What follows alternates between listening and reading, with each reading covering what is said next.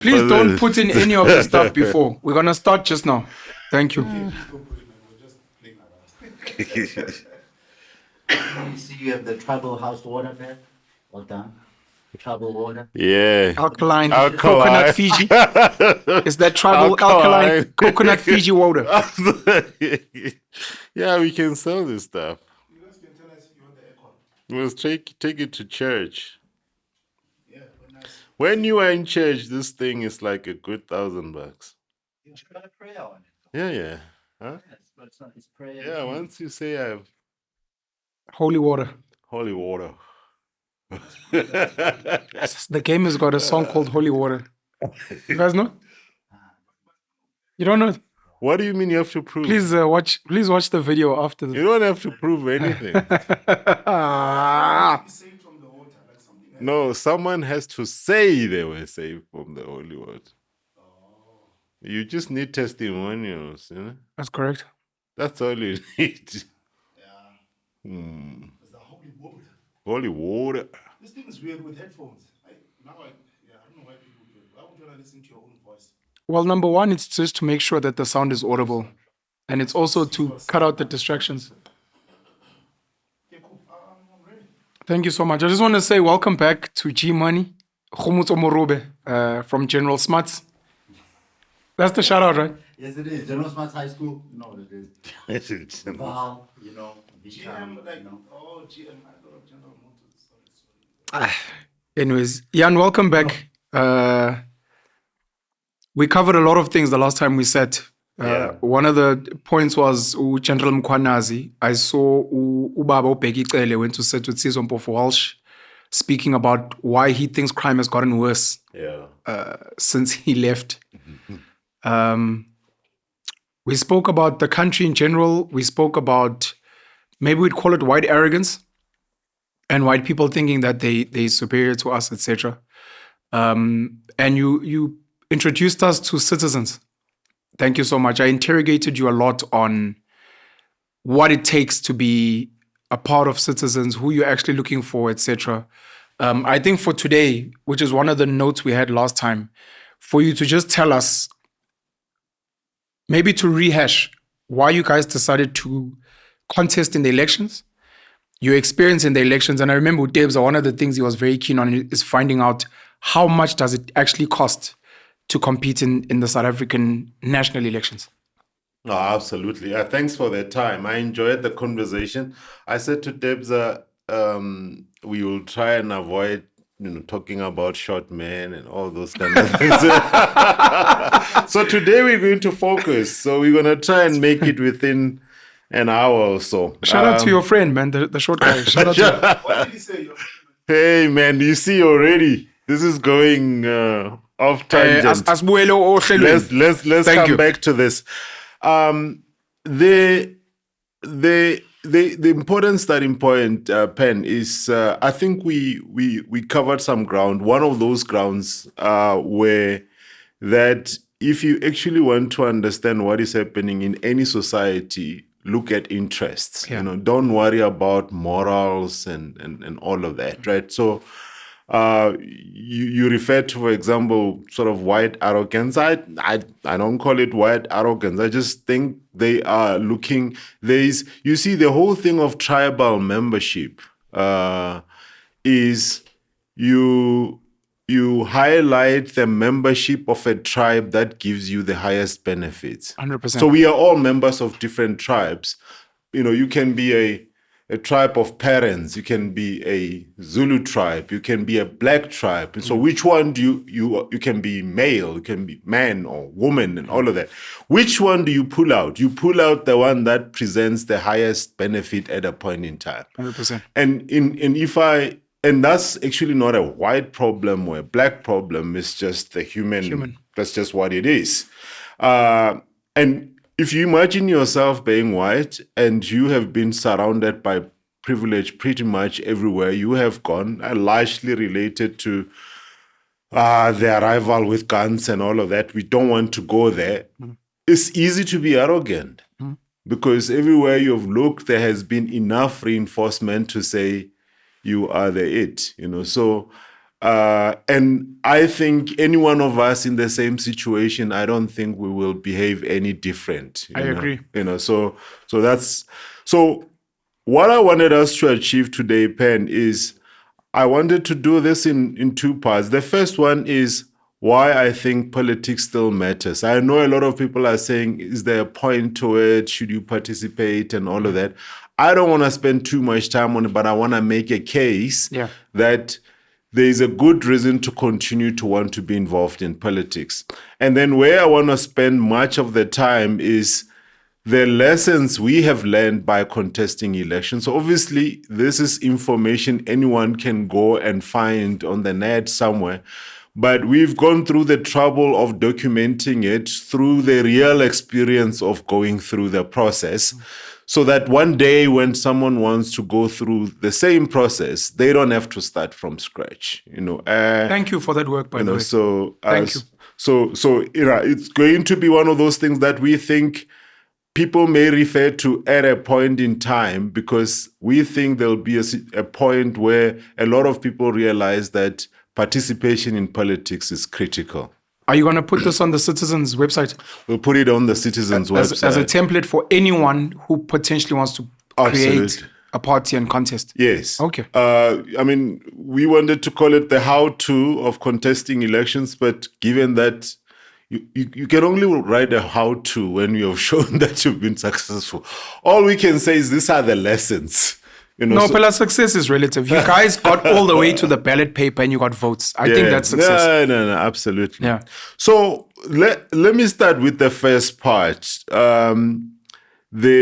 Why we think it is crucial that people continue to be interested in politics. Right? So much of modern society, because you gotta compare where we are societies today to kind of like the old, for example, people will say, land was taken by force as an example, right? So then the argument will be, if you want land, then do the same thing. You can't do the same thing, because what has since happened since the land was taken is the establishment of a state as an institution and the imposition of certain laws. So essentially what the state has done or government has done, it has monopolized violence. Violence used to be how you settle scores between clans and all of that. And then what the establishment of state did, it took away that. So the state today is the only entity with a monopoly on violence. So you can't just wake up and say, these people were attacked, then you're going to be arrested. And whereas those people would not have been arrested. So we have to think about, what does it mean in modern society? In modern society today, it is very difficult to change anything without forming some form of a grouping that pursues very particular interest. Now, it is true that organizing yourself into groups does not have to mean political parties. But for us, the reason why we are going to continue to need people to participate in politics is, unfortunately, politics sets the ground rules of participation in anything, right? Now, I see people saying, screw government and all of these things. I'm just going to form my own group somewhere and do something. The government sets the tone for how you even play with, as your group. It even defines what is legal, what is not legal, and all of that. It sets the taxes, compulsory. Like people are talking about the tax revolt and all of that. You will just simply go to jail. SARS will charge you. So we are in a society where government is an inevitable part of the system we have today. So, and to the extent to which people are saying, I'm not interested in politics, for me, it's like, it doesn't make sense, because essentially politics sets the tone for what happens in your life. You might not be interested in politics, but politics is definitely interested in you. Very interested in you. Yeah. I forgot who said this, to say, someone said, I'm paraphrasing the quote. So when you say you are not interested in politics, you're essentially saying, I'm not interested in my well-being, I'm not interested in my security, I'm not interested in the education of my children, I'm not interested in provision of basic services. Because politics defines all of that. It defines all of that. Yeah. So I'm therefore saying, you know, we might not like it, but we need to participate in politics. Yes, the primary participation may be to vote, but who are you voting for, right? So we are going to need parties, right, to do that. Often what happens just before elections, people will bemoan the number of political parties, which again, for me, it's a bit of sort of really a nonsensical argument, because through natural selection, don't worry about how many parties are out there, right? Parties will die and collapse, and somewhere, somehow, the strong ones will emerge. Like, Correct. we worry about things we don't need to worry about. I mean, citizens, for us, I already said last week that we decided to deregister as a political party and focus more, as an NPO, NGO, lobbying group. Yeah. So we shouldn't worry about that. Carl Niehaus, by the time elections came, his party had already gone out and collapsed, right? So And he joined the EFF. Survival of the fittest will sort out this thing. Complaining about the number of political parties is the same thing as complaining about the number of podcasts now. Because there are so many podcasts. There are too many podcasts. Too many. Some of them need to be Yeah, but yeah, Uyan is saying natural selection. Those are the ones with 100 views. It will happen. Siyabonga, danke. So he's saying that so the amount of political parties doesn't matter because as time progresses, some of them won't mean anything. They won't mean anything. I mean, remember, I'm going to talk about things like the cost of contesting elections. At some point, it will just prove not practical for people to continue to put money behind these things. Okay. And they will just die. Can I make a point? Sure. Yeah. I don't know the numbers. The top three, I think, four political parties are so large that even the rest of the guys sitting in parliament are non-entities. So to even worry about all the other, I don't know if there's like 40 political parties, you really don't have to worry about them at all. I know people complain, and I'm one of the people that has complained as well, because it feels like we're being distracted. Yeah. But the reality is people don't care. They only focus on a few guys. Yeah. I mean, I usually use an example of what happens in business. So, for example, a company like Naspers came out with Take a Lot, right? And I see sometimes people beating themselves up to say, why didn't I come up with the idea of Take a Lot? So Naspers does not come up with Take a Lot. It comes up with 100 different ideas, of which out of that something like Take a Lot survives and then becomes the service we get to know. Yeah. What they don't say is what are the 99 other things they tried. Didn't work out. We don't see that. Yeah. It's called survival bias. You see the thing that got to survive. And sometimes I find it interesting when a party like DA complains about the number of small parties. So for a long time, DA was that small party. So that's correct. Under the British rule, under the apartheid, Helen Suzman was the sole voice, liberal voice, that the DA came out of. And today, DA is one of those top 5, parties.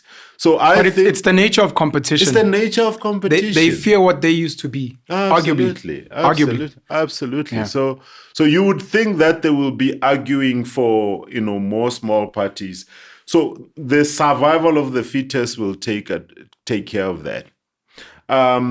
So then I want to talk about our experience contesting elections, so that, one day, as I said, maybe this thing helps someone somewhere.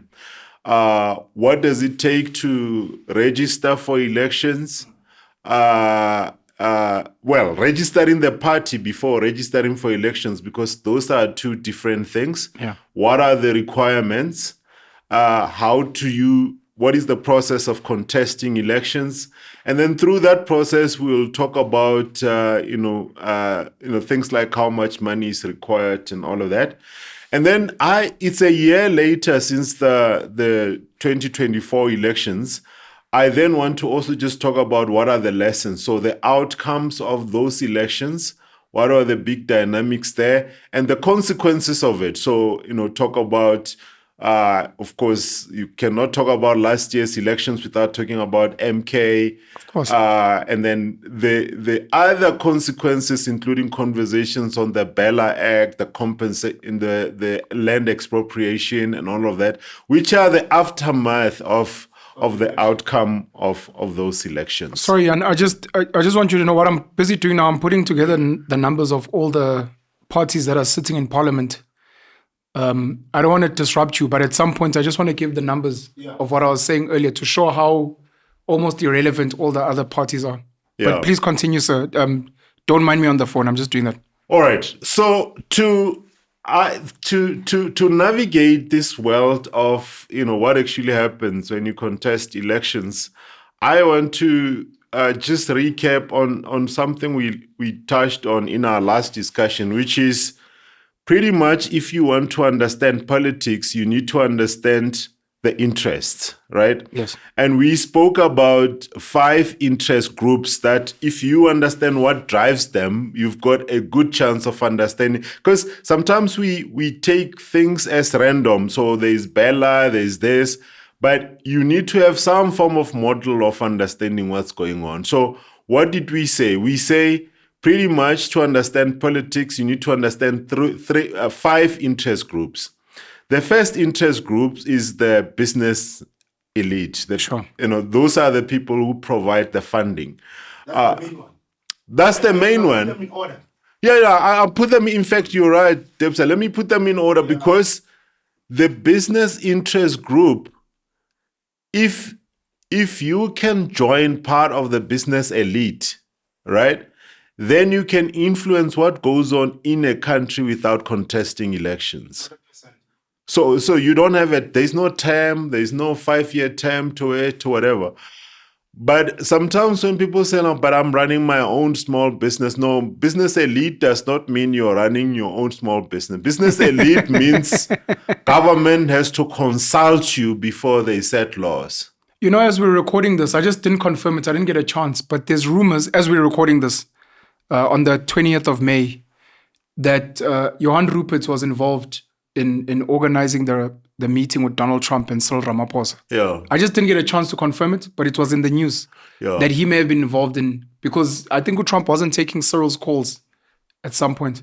Sorry to speak about the business elite. Yeah, the business elite, you can influence what happens in society without the drama of contesting things like elections. Right? So, anti-fragile. Oh, that's Rothschild. I don't care who's in power as long as I control the money supply. Absolutely. Especially in the USA, you always hear the gun associations and the big farm. Yeah. That decide. Yeah. What actually happens? Yeah, those are lobby groups. What's the citizens is lobby. Those are the various interest groups that strongly lobby government. I don't know if you guys have heard something called the ship of Theseus. Have you heard of something called the ship of Theseus? So, and I'll come back to the interest groups. Yeah. So the ship of Theseus is this. So Theseus was one of this Greek mythology guys, and so the ship of Theseus is a kind of like a philosophical parable that says, if you have a ship, I don't know if ships get parked. It's parked. Well, that's docked. And it's not moving, it's exposed to elements and all of that. And then over time, things get damaged on the ship. And you replace the first panels and the wood and then the tent and all of that. And at some point, you have replaced most of the ship. The philosophical question is it still the same ship? Is it still the same ship? It's called the ship of Theseus. Theseus, yeah. Okay. Yeah. And it's a parable. I mean, we will keep. I've got my views, but we'll bring some elements of it as we go on. The reason I thought about this ship of Theseus is that the way the business elite, we're talking about the business interest group, the way they essentially influence society is not one big event, right? Often it starts as something that seems like it is helping society. Yeah. Right. So, for example, I mean, with that, I don't want to be sued, but there is a company that has been filling in potholes, right? And I don't want to name it, and I don't want you guys to even name it. Initially, the response is, "This is helpful. Here is a company that's doing something." But the provision of good roads is actually the prerogative of the state, right? So what tends to happen is there is this gradual concessions. Like, so that, one company may say, "Oh no, we want to run traffic lights in Sandton, or we want to run a fire service, or whatever." When business interests take over government, it's not one big movement where they announce that we have taken over the control of the state. Sure. It's all of this small, seemingly helpful concessions. And then we will see how much of South Africa today actually is out of the choices of the interest groups. They've been slowly privatizing state. Absolutely, but also they've been choosing for a long time, much of the history. In fact, even if you go up to 1652, the Dutch East Indian Company was not the Dutch government. It was a company. It's in the name. They were here pursuing the interest of their own business interest groups. The change from the government of the British to apartheid in 1948, The National Party. National Party, that also came from the farmers who were left out by essentially the then government of national unity between the Africans and the British. So the interest groups were the transition of South Africa in 1994. I mean, these things are well documented by people like Sambi Tereblanche. That transition was facilitated by business interest groups. The first meetings of the National Party and the ANC facilitated by business. The arrival of the comrades here as they came back from different places across the world. Where did they go? Where did they meet? It was all facilitated by business. But business is not a mean entity. I'm not suggesting that these are mean people. These are the people looking after the interests of their shareholders. Their priority is profit, right? And profit comes from having the highest revenue possible, ideally at the lowest cost possible. Correct. And forget the morals of like exploitation, slavery. In fact, the cheapest form of labor is slavery, right? So I really think that if businesses could have slaves, they would take slaves, right? 100%. Because that's the lowest cost of labor. That's why they'll outsource to countries that have flimsy labor laws. Absolutely.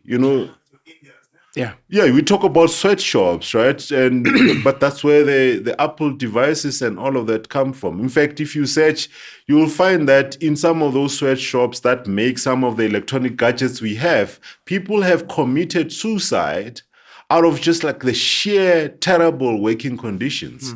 People, we buy from Temu, so where are the morals? Because if you really wanted to care about the morals, you'll say, oh, let me go and check who produces these things I'm ordering, right? So we impose moral standard on others that we ourselves cannot live up to. So I don't want to position business as a terrible entity, business interest group.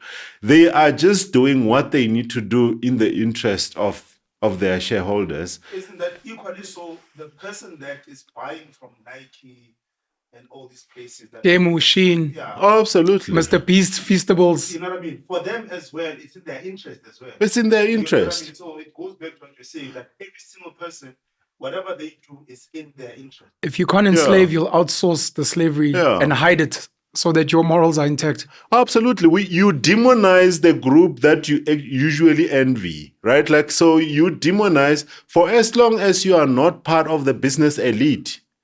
I think Nietzsche called it something like master morality versus slave morality, right? So when someone comes here and is part of the business elite and they argue for meritocracy and the freedom of people to do stuff and individual rights and all of that, they have not suddenly found some deep wisdom. Once you are at the top of the echelon of society, it makes sense that you should think that you are the master of your destiny, right? So you are going to argue for individual rights and all of that. You are not suddenly like a wise person. But if you are at the bottom of the ladder in that society, it makes sense that you must argue for groups. Yeah.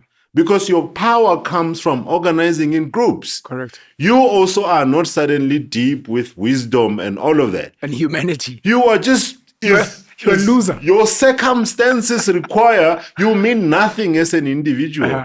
So your circumstances require that the only time you will be heard is if you are part of a group. Correct. You know, that's why you see even in today in corporates, people in so-called the bargaining unit, those like below management, they usually get slightly higher annual, increase on their salaries. Why? Not because they can negotiate for themselves individually, but because they are members of unions. Yeah. So this whole morality thing is often something you impose on others. But if you look deeper in the mirror, you will find that actually, same way I say, like, we complain about ANC corruption, which I'll talk about later. For many, and I want to say everyone, but let me say for most people, if you were in the same position, you will be just as corrupt. So it's all about interest. So the first group is the business interest. Yeah. The second group, by order of power, okay, like this is where it gets tricky, but I'll tell you why. So I would say is the governing interest group, the governing elite. The governing elite are the people who actually set the rules and the laws and all of that. That does not mean all political parties, because not all political parties run the state, right? And what do you need as a governing elite? You need legitimacy, right? So people need to, accept that you are the leader of society. And the business interest groups choose the more moderate people if they have legitimacy, right? The reason why they choose the more moderate people, so they don't choose radicals. They don't choose the Steve Biko and the Chris Hannis and all of that. So one of the quickest ways to have a short political career is to be a radical, right? Because that is not in the interest of the business interest group. The business interest group is not also because they hate radicals. It's just really because radicals come with disruption. They don't serve their interest. They don't serve the interest. Yeah. Business interest requires stability and predictability. If they're going to say Pen is president, then a lot of things are going to change in year one. It's a fact. Penuel for president. Amandla. Before you continue on with the governing elite, I just wanted to give the numbers that I said I'd give. I think there's 18 parties that sit in parliament, 400 seats, out of maybe over 40 or more that were contesting. Of the 18, the top 3 are 76% of all votes. All votes, 76%. The next 3 are about 15% of the votes. And then there's the 12 who come up to about 10%. If anyone ever has the time to go on to maybe Wikipedia and check, you'll see that the last few parties that sit in parliament have like 0.1, 0.2% of the votes. So to what you were saying about natural selection, even of the 18 that sit in parliament, the top 3, or let's say the top 6, are about 90% of all votes. Everyone else is either laundering money or is naive or was bored or, I don't know, was hoping for like an Arab Spring moment. Or they might be the future DA, like Or I was saying. Or they might be a future game changer and they're starting... PA was a good example. PA, tried to contest elections, I don't know how many times. Yeah. And we'll talk about why sort of PA and MK are really the story of last year's elections. The governing elite. So that's the governing elite. And they don't want... You're saying the business elite don't want radicals? They don't want radicals. They prefer... And because radicals means instability. It means shocks. Sure. Right? So if you want to pursue elections with the funding of the business elite, the business elite has always chosen moderates, right? Can we give examples? For example, I know Iposa and Rise Mzansi got funding from the Oppenheimers. So yes, because those are moderate politicians. They are not arguing for crazy radical nationalization. Like, no, let's think about it. And that obviously attracts the funding of the business elite, right? If you went and started some crazy thing about we are going to take this and not, so there are all sorts of games, but radicals are not good for business, right? What the business elite needs a governing elite with legitimacy. Why? Because that manages civil disobedience. So if you've got a legitimate government, it maintains order. Yes. Order is stability. Yes. One of the reasons why business facilitated the transition from National Party to ANC is because the National Party was seen to be losing legitimacy. Correct. It was no longer seen as the credible leader of society and all of that. Society was literally in turmoil. There was fighting, there was violence, people were dying. Which is really why, we'll talk about the consequences of elections, but I think we are in the middle of another transition now. But potential instability and civil disobedience. No, with the governing party losing legitimacy, business, I think, is starting to think about who's the next governing elite who will come with legitimacy. It doesn't need instability and civil disobedience. No, it just needs... So the problem we have now is that, remember, one of the things that led to the business elite changing, wanting to transition to a new governing elite were things like sanctions that were starting to hit the businesses. Right? And therefore, what business elite required at the time, it was largely the mining complex, right? Yeah. What they needed was a more credible, legitimate governing elite that is seen as good representative for society, because that also meant things like sanctions and all of that can be uplifted. Business can participate in global trade and all of that. The driver is not so much the civil stability, but more the profit. Okay. Right? The driver of business is profit. Because you get a place like the DRC and Sudan where there's instability, absolutely. But as long as we can make money, absolutely, we maybe don't need to invest in a stable government per se. DRC is a good example. This is why DRC is a very good cautionary tale for South Africa. South Africa is a rich country, but not as rich as DRC. Correct. And people in DRC are not dumb. They are just like all of us. But what happens in a society to be able to get to a point where they accept living with the chaos that is actually a permanent feature of DRC? So I really suspect that might be what's also coming for South Africa, to continue to break down cohesion in society up to a point where people accept that you cannot make a difference, you cannot do anything, you cannot achieve prosperity, and you just have to participate in the chaos. And that chaos means we talk about zamazamas. At some point, that might be the order of business, right? And there is someone making a profit out of that. That's correct. Right? I want to ask a quick question. Apologies to interrupt. No, sure.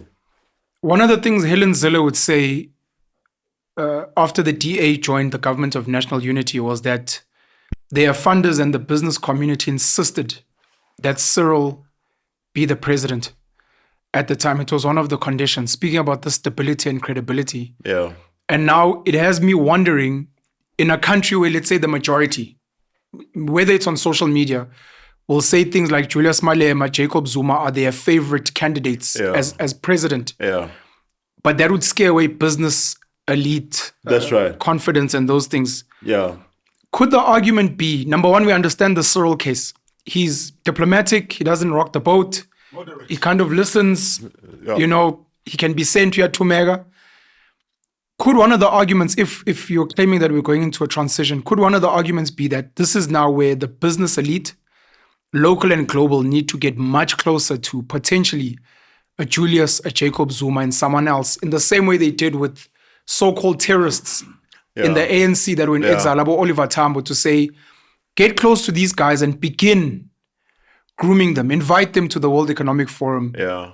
Let Julius's associates, his family members, sit on boards, give them a taste, so that we start very slowly, gently, even when he overthrows or he wins over in government. Yeah. Like a Nelson Mandela, who was also deemed radical at some point. Yeah. He's one of our guys and everything will be okay. Yes. So you're right. So for you to be able to be supported by business, you need to be considered to be controllable and predictable, right? And I think some of the examples you have given are people that they can surprise you. Unpredictable. They can be. Sivuka ekuseni baba, new finance minister. They can be very unpredictable, right? Julius is becoming more predictable. He's becoming whereas more. Zuma is still not. I don't know. We'll get to With MK, Baba, he showed us. I've still got it. We'll come to that. Sorry. We'll come to the MK. So it is possible that the so-called a radical person can be moderated, to be a more like presidential material. So you are right. I mean, Mandela is a good example. I mean, so by the time he was contesting to be president, he was a very different person to who he was before that. He wasn't that radical, though, guys. He was. No. I mean, If you look at everything that the ANC claims to be radical, Sobukwe was doing it before. Every single thing that the ANC did was a copy of what Sobukwe did. Of? Sobukwe did. But Sobukwe was from the ANC. But that's what I'm saying. Yeah. Okay. Yes. Okay. Once they left, they started to walk before MK. Then they Yeah. the MK. What's your argument for Mandela specifically? Because Mandela bought into. I don't think Mandela was that radical to the extent that you guys think he was. So he joined a party at the time that was speaking nationalization, that was talking overthrowing government, that even went to the extent of setting up a guerrilla military wing. Yes. That becomes radical. At that time, there were other people who were doing more radical things. But than that, Mandela. Well, the more or less radical doesn't take away that he was radical. Because these were not things that if you speak about it today or during the transition, would be given a thumbs up. You guys are leading Umkhonto Wesizwe. You're willing to bomb things. You're claiming things like you're willing to die. You want to nationalize, which is completely revolutionizing how the economy is run. And that is radical. Later on, which is why it'd be called a sellout, is when it become more moderate. But this is not, Julius, what you were telling us about. Now all of a sudden you're like, but private property and constitution, guys, the markets. Then we're like, but you used to be radical. If there were more radical people, Andile Mngitama as an example, whatever, or they must leave, then you can be like, sure, this guy maybe was more radical, but Mandela was radical at a point. And I think, so that's exactly the point I wanted. I agree with you, but maybe the point you're making, he was not the only radical or he was not the first, but I don't think it changes the fact that he was relatively radical versus a moderate position. Mangosuthu Buthelezi, sorry, back in the day was the moderate guy. Yeah, I absolutely. think for business and the apartheid government. They loved him. Too much. In fact, when a number of delegations went to Europe and US, they say often I think you interviewed Holomisa, and you were saying often the first question was, where's Kach? Where's Buteles? Yes, and they right? get very upset and annoyed with that. Why are we talking about this guy? Yes. He was the favorite guy, yeah. Absolutely. The reason I think we might be going through a potential transition is that the business elite is starting to feel the pressure of the consequences of the ANC decisions. So, infrastructure falling apart. Yes, there seems to be some handle on energy supply and all of that, but still not quite clear it's a long-term sustainable solution. So they are starting to feel the pain of that.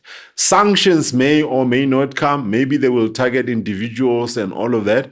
So I think the business elite is preparing for a transition. Now, here is why I was talking about the ship of Theseus, is that when people say one day the DA will be government, people think like we will wake up like some random day and then they will be in government 2029 tomorrow. and the DA will win the That's elections. not how it's going to happen. That's not how it's going to happen. That's not how it's going to happen. And this is why the ship of Theseus thing also is of relevance here. Today we have DA ministers in government. Correct. People think you wake up and suddenly, right? So initially, it is the ministers that seem to be running non-important portfolios. All right? Agriculture, education, public Right. infrastructure, and the like. The next thing is going to be, oh no, but we actually should be able to be running, especially when the ANC will talk about the next national elections. If ANC starts to drop further, then the argument is going to be we need some of the critical ministries.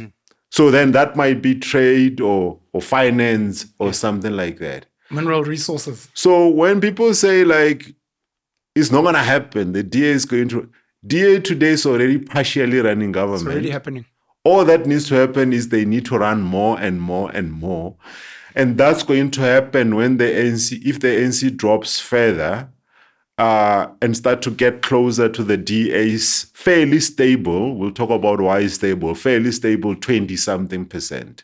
On that point, I mean, it would be an ANC finance minister that tables VAT, and it would be the DA with the EFF, but the DA countering a minister. They'd be the ones countering other ANC ministers. I wanted to ask a quick question before you continue. I'm asking a conspiracy theory question. Yeah. And you don't have to answer it, but I need to put it in the air. Do you think Cyril Ramaphosa was sent by the business elite to go and destroy the ANC, weaken it, and bring a DA in over time? Yeah, Because he's arguably part of the business elite with his brother-in-law.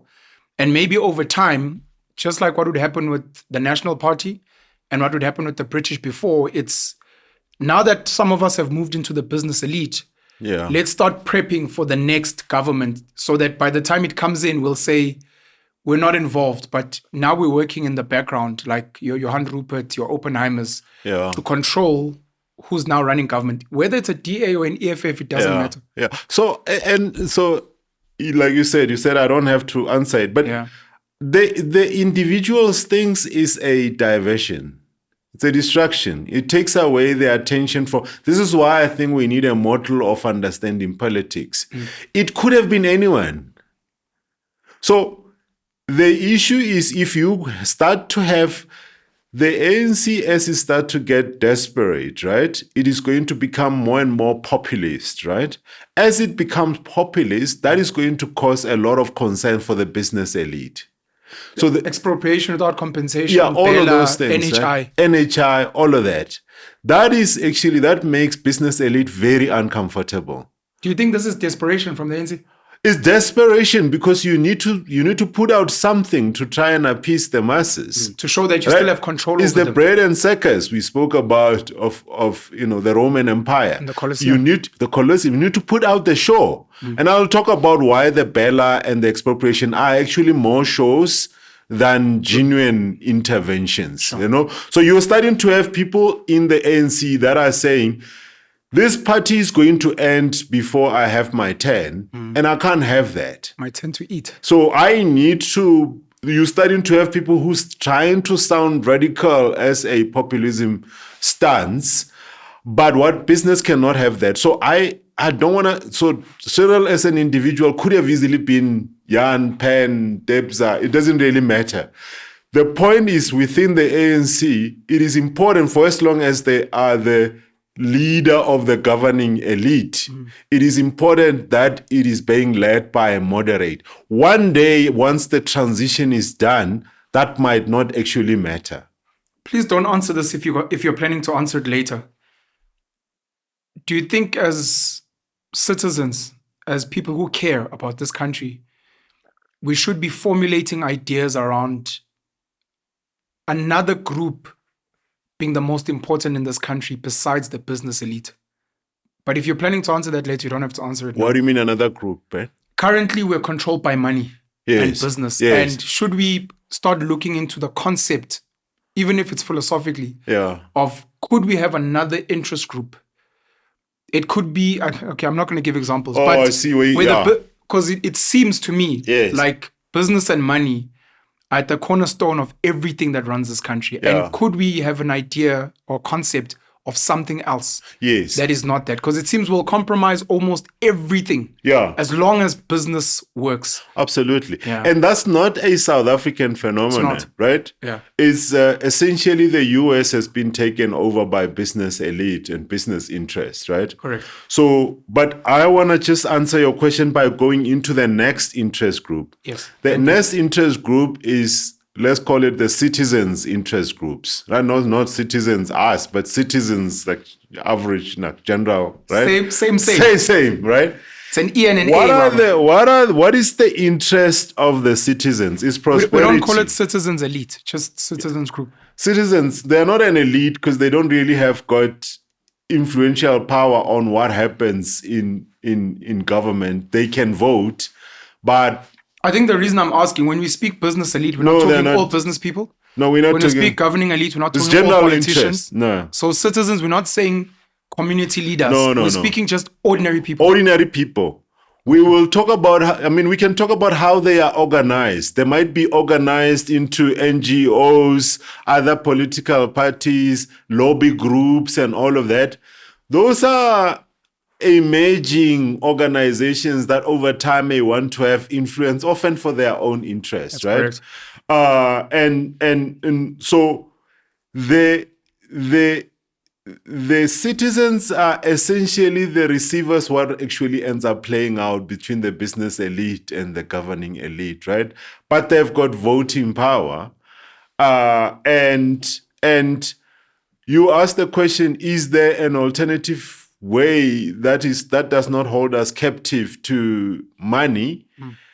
And a good example of that is China, because what China has been able to do through the Communist Party was to essentially, China runs something called a state capitalism. So the governing group sets the tone for what happens in society, and business has to play to that. And I think what we are probably going to need, we're going to need more organizations that are not funded by the same business elite.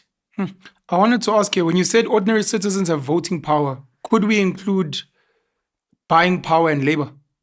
Or you just want to focus on voting? Buying power and labor are also done out of necessity for own interest. And I think it was Adam Smith who said something like, we don't owe, a thank you to the brewer, the baker, and all of that. They don't wake up early in the morning because they care about us. They wake up because they are looking after their own interests, right? So their only thing is voting power to you. Voting power. You cannot quite hold back, like you've got buying power. You are right. There is buying power, but that buying power will have to be organized, right? So things like trade unions wouldn't fall under this. Trade unions are trying to represent labor, so that's why I'm saying you're going to need organizations that capture that. Oh, but they all fall into this group. So I'm just trying to figure out. They all fall into this interest group. Yes. Okay. They all fall into that group. They are ways of trying to organize different groups within the citizens' interest, the citizens group. Okay. Right? So you also can go and, to your point, Pen, you can go and say, I want them to use buying power. So I want to choose, I want them to be careful about who they buy from and all of that. And an interest group within citizens can be formed that does that, right? It's just harder because then someone must fund it. We're still not in a position where average South Africans are willing to fund movements. That's correct. So, and this is why AfriForum continues to be an interesting use case, because they raise an easy $500 million, a year out of memberships. So it's unique. It's unique. Yeah. But that's a different story about how they get appeal. So you've got citizens. Citizens can often be helpless here depending on whether they end up being organized. Now, in South Africa, there is not going to be a military takeover of government and all of that, because those type of things require big money, right? But citizens can trigger civil disobedience, just like the July unrest and all of that. Sure. All it takes is something to spark that. And then there will be chaos, which is really why the business elite needs the governing elite that has got legitimacy with the citizens, right? So those are the three primary parties. The two other parties are foreign interests, right? Because it's easy to say, this is what's happening between the business and politicians in my country. But actually, that often discounts the strong interest of other foreign entities. I want to emphasize, by foreign interests, it's foreign business interests. Foreign business interests, foreign governments. All right? Okay. US... Not foreign citizens. No, business and governments. No. Specifically? Yes, business and government. Okay. US can actually have high influence on what happens in South Africa, even though they are not... Of which they do. Yeah. So when there is chaos, when the business elite, when the governing elite is losing legitimacy, the rest of let's call them the funding parties, contest for power and they grab more power, right? So you've got the business interest. And the last one is organized crime. I said last time that this was my favorite. Because in the middle of chaos, organized crime also then seek to take more. So you're starting to hear like hijacks of construction sites and all of that, whatever. That's what happens. Construction mafia, a lot of international syndicates and all of that. So what we call politics essentially is this contestation of power between these different groups, right? They don't have equal power because some of these interest groups have got the power to fund whatever agenda they need, right? So that's the model then that's useful for us, Pen, to talk about the experience of contesting elections. For citizens. For citizens. Before you get into that, sorry, Debza. I wanted to emphasize something. This is just a note for me, but it's a note that I want captured. You use China as an example of an alternative to what I was asking about the business elite running. Yeah. And it almost sounds like for China and the Chinese Communist Party, the citizens arguably are the power group. Whatever gets decided in China has to serve the citizens, even if it maybe doesn't serve the business elite or the governing elite. And I'm not saying this is the case, but just as a counter argument. And this would explain to me why even during apartheid, the whole fear-mongering of communism, these are communists, stay away from the communists.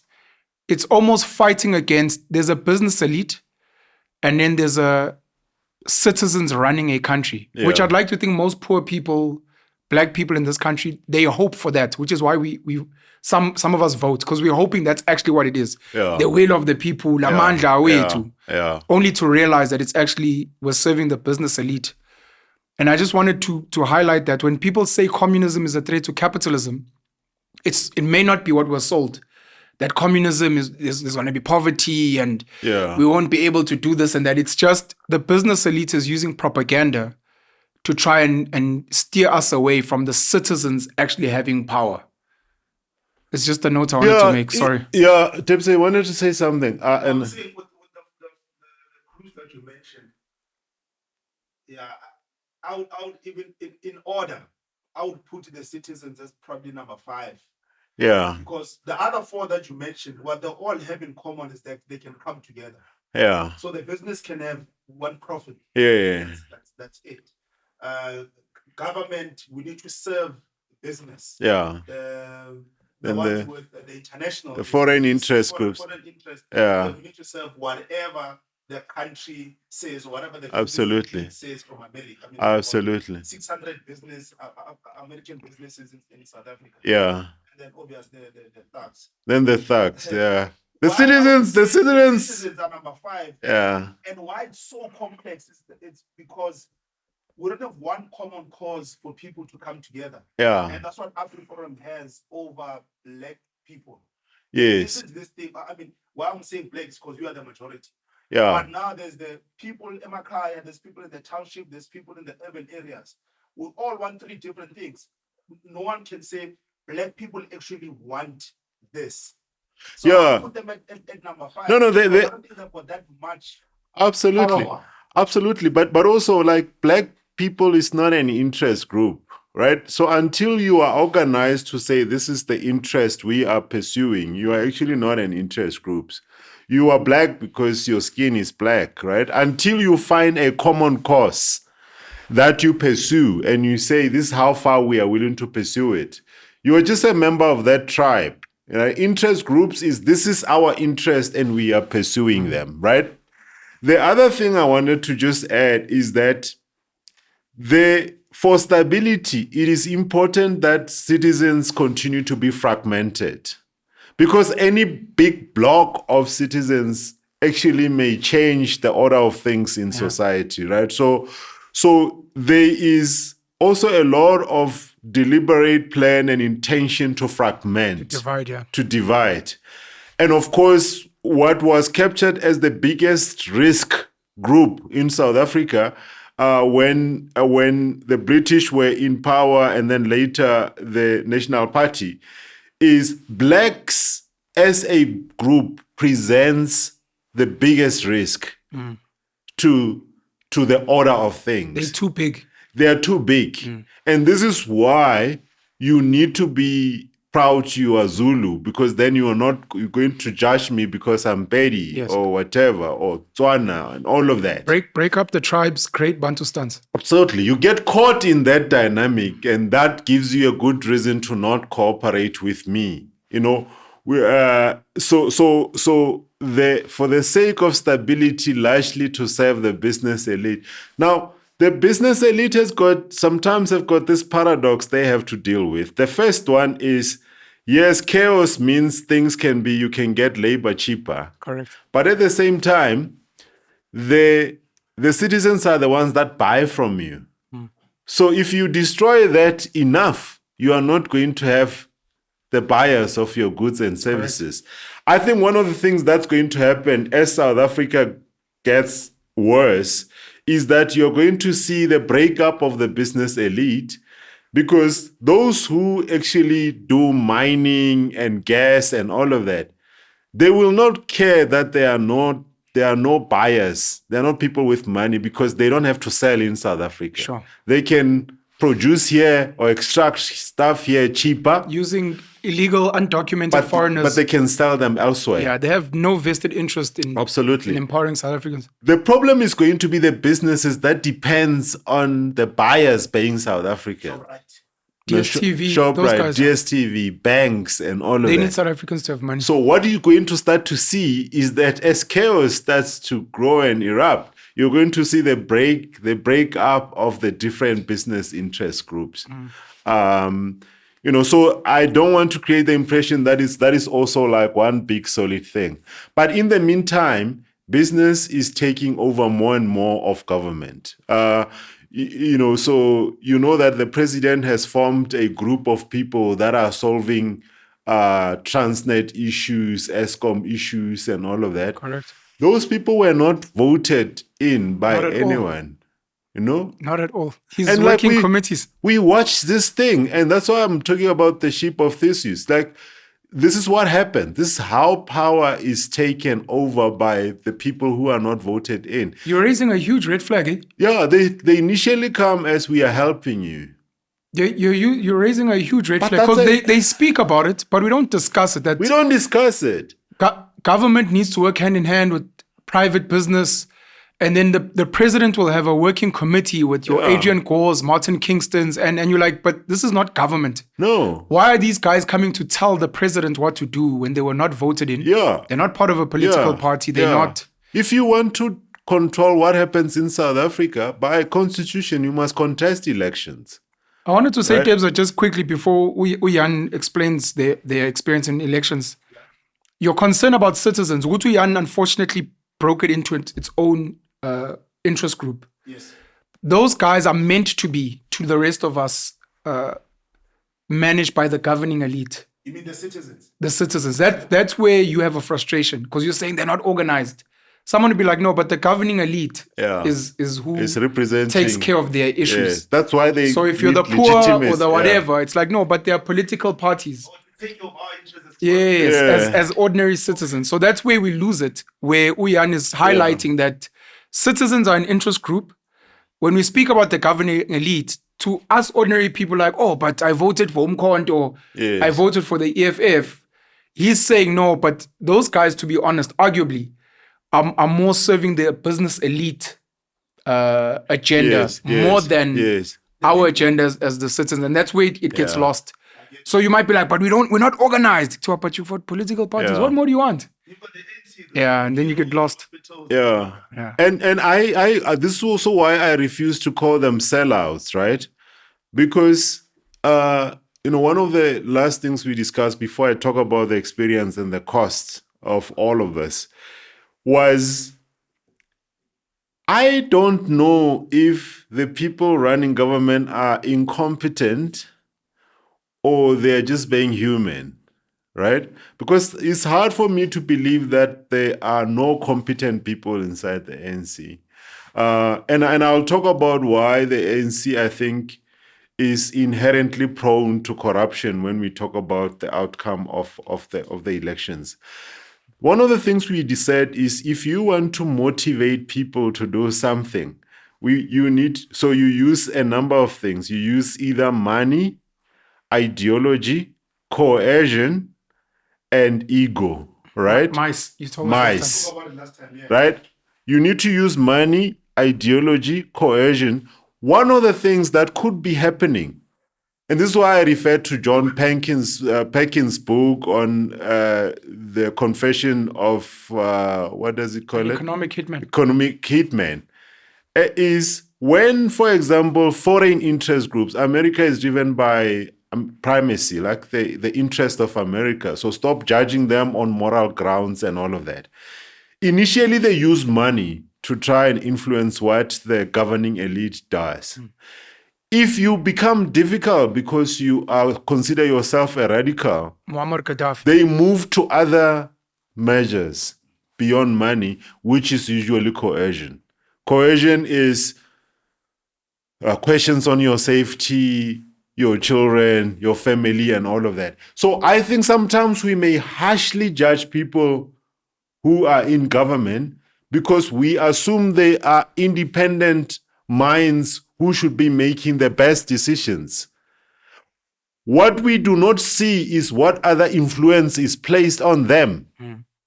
And that's why I'm saying for all of us, we can judge them all we like, but until we are in their position, there is a lot that we don't see. That's correct. This is also why sometimes I get frustrated with the analysis of elections because we debate ideology a lot. What we do not see is the other factors, the influence of money, coercion, and all of that. Now, let's say ideology, let's say for argument sake, is 20%. Because I really think the other factors have got much more influence on what politicians do than ideology. These are facts. Ideology is the currency of what you want, you are allowed to say out there. But actually, the real things that influence politics is the money and the coercion, and maybe to an extent the ego, You right? can have the best ideology in this country. If you don't Yes. have money to contest elections, you are Yeah, nobody. absolutely. Ideology is just for the purposes of earning you legitimacy with the citizens. You don't even have to do that. You know, so I want to be a bit kind to the people who are in government, because I think if we were seeing everything they were subjected to. I mean, one of the interesting things about the South African politics is that parties may argue all they like, but they never challenge each other on sources of money. These are facts. They never do. Like I say Never. this, I say Zuma knows so much about how ANC raises money. Julius knows so much about, Floyd knows so much about how EFF raises money. How come they've never put out this dirty laundry on each other? So there's a lot of things that these are simulated fights. They look like they are fights, but I don't think they are real fights. I don't think there's a real fight between the ANC and the DA. One of the things that the ANC can do if it wanted to chop DA by the kneecaps is they can consolidate the Cape provinces into one province. They can combine Western Cape and Eastern Cape into one province, and they will win that province by virtue of big voting block they have in the Eastern Cape. Nothing stops them from doing that.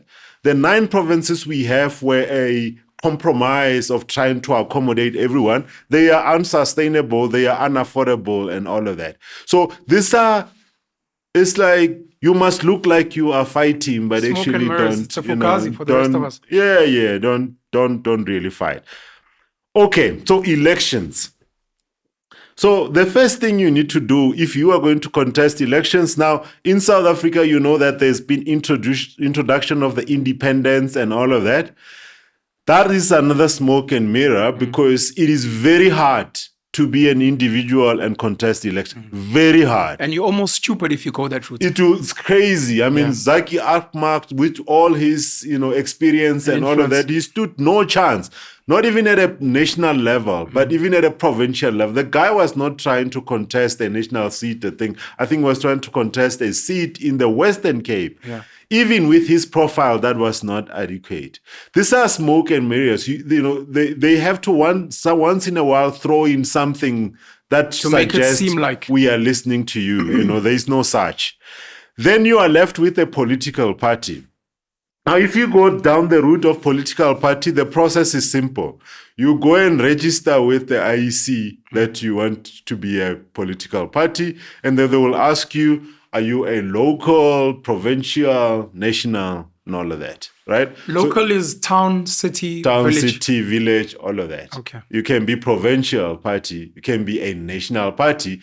The highest level allows you to contest all the other sub-level. Okay. So once you are national, you can also contest provincial, you can contest local. Sure. But if you are local, you cannot, if you're only local, you can't contest, provincial and national, right? So the process is simple.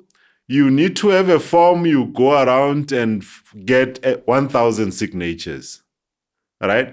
1,000 signatures, the idea is these are the people who say, we buy your idea and we think we support that you register as a political party. Yeah. Not necessarily that we might vote for you. No. But that's the assumption, I think, that they are saying we back you. Okay. They don't have to confirm or guarantee or anything. But I think the idea is to say, is there anyone who says they could vote for you? Yeah. And these are the guys. Yeah, most of the numbers come from where you're saying, Debza. It's the guys like those people who raise donations at the traffic light. Someone says, okay, what do you want me to do? Fill this form. Sure. They don't take the time to say what party, what are you about, and all of that. It's not about that. And of course, initially you target friends and family and stuff. There is very little cost in actually registering a party. I don't think it's more than 5,000 rands or anything. That's a lot of money.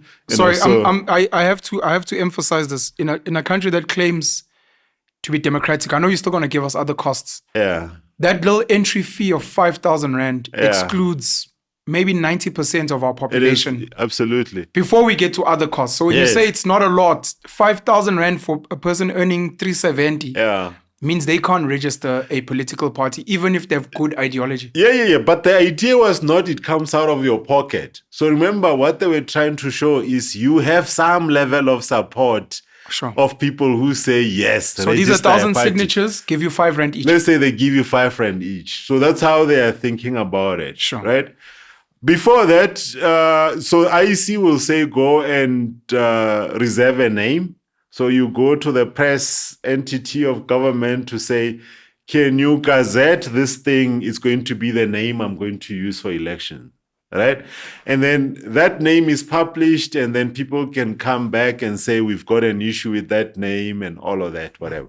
Usually people don't pay attention to that, which is really what happened with MK. By the time ANC woke up to it, MK had followed the necessary IEC processes. The name was gazetted. There was time allowed to,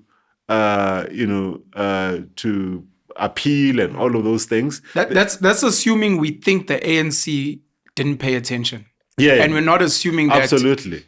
the ANC was in cahoots, knowing Absolutely. exactly what they were doing, because they might not get votes. I love it. But as long as they have Zuma If they capturing were- some of the disgruntled voters, they're still safe. I love it. We need to continue to stay awake to the dominant narrative versus there are many things that might be at play. You are right.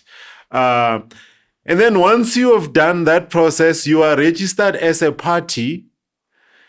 That does not mean you are ready to contest elections.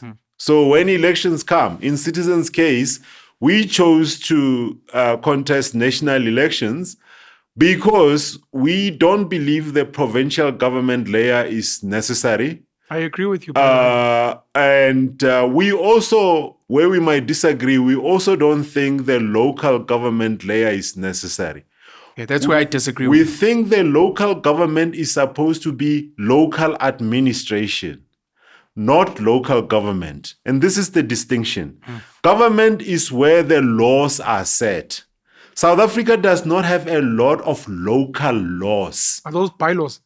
Yeah, bylaws, all of that. There is not enough meaningful laws that you can say, this is the Limpopo law and it does not apply to Western Cape and all of that or whatever. So the government, which is the institution that sets laws, South Africa does not need laws at a national, we are a small country, right? So people say, no, there's United States. South Africa is the same size as some of the states in the United States. So there is no, yes, DA is saying there's provincial laws. These are like, essentially there's bylaws. There's not really laws and whatever. Why we think local government is going to collapse in South Africa? Because we've made it a government. One of the things that people don't talk enough about is a lot, more than 90% of local governments are dysfunctional. But if there is one thing they do consistently is pay the salaries of the councillors. Because the salaries of the councillors are the local representatives of the party and they need to be paid. So local government is quite useful in rewarding the foot soldiers of the political parties. We argue that there has to be local administration. So what's the difference? Administration is not political. There is this local area and we need the best finance manager, the best marketing manager, the best whatever. That person just gets into a job and they've got a performance contract. If they don't perform, they can be fired. But also, they don't have to change every local elections. This is one of the problems we have. Every local elections brings in a new group of managers. And those group of managers don't want to retain anything that was happening before. But if it was administration, you will have a person in a job. Yeah. They know, they can even publish their performance contract to say, I'm expected to achieve this and this and this. And the city town hall then does not have to be political, right? So when the administration is calling the community to a meeting, no one is going there to say, I'm here to represent the ANC and whatever and whatever. So that's the reason why we did not contest. So we don't believe in local government. We believe in local administration. We don't believe in provincial government. It's a layer to reward for essentially for politicians to create space for the comrades that they need to continue to look after and reward. These are the incentives of keeping people loyal to the political system. I want to raise a very important point here. The local government versus administration is one of the reasons there's so much political violence, especially in my home province, KZN. Yeah. Because when elections have come and gone, sometimes new people come into power. Yeah. And you have a contract, 3-year contract. And you're meant to be doing administration. Yeah. But when the new guys come in, they ask you to leave. And you say, my contract is not done. Yeah. I'm doing administration. Yeah. That's where people unfortunately get killed. Absolutely. Sadly, in this country. So absolutely, I appreciate what you're saying. I work at Home Affairs. Yes. The DA has taken over. The EFF has taken over. I still work at Home Affairs. You still work at Home Affairs. It doesn't matter who I what. Yes. Mina ngizosha ispan of getting you your ID. Yes. Whatever the case may be. And you're saying that should happen. That should be the focus at local. That should be the focus. It shouldn't be about petty ANC, EFF, Shaispan. Just do your work. You know, some of the countries we celebrate like almost. I don't know if you can get to the mic. Sorry, G. Some of the like Scandinavian countries and Sweden and all of that. There's very little of political change between elections, because what they have built is a very strong administration bureaucracy. Yeah, the bureaucrats. The bureaucrats, right? Yeah. People are indifferent. When is the next elections and all of that? The problem is we've politicized everything. That's correct. Including the delivery of service. What is political about providing water? Our catered deployment. Like, what is political? I want to make 2 points before Khumuzo asks his question. Number one, I fully agree with you on that our provincial structures are useless. Yes. I sat with a lot of politicians here before the elections, and it was one of the questions I made sure I asked all of them. Yes. And all of them were very wishy-washy. Yeah. But the fact is, our provincial structures actually act as a bottleneck, and they block a lot of work that needs to be done. Number two, the one thing I'll disagree with you on, and we don't have to discuss it.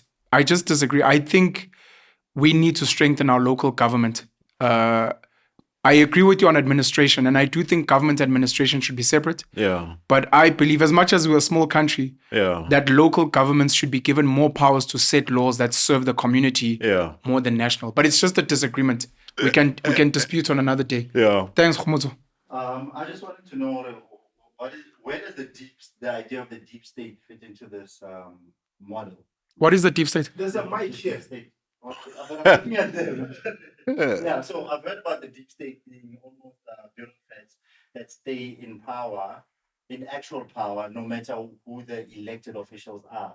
Yes. Who are key, like SARS, the guys that run certain key parts of running the country and are anti-fragile to political movements. Yeah. Yeah. But I'm not sure exactly which departments they would be running. I know it's mentioned a lot when they're talking about US politics. And it's usually mentioned as like the deep state is who actually retains power throughout whatever administration that there is that's been elected. Now that's usually said as as almost a bad thing.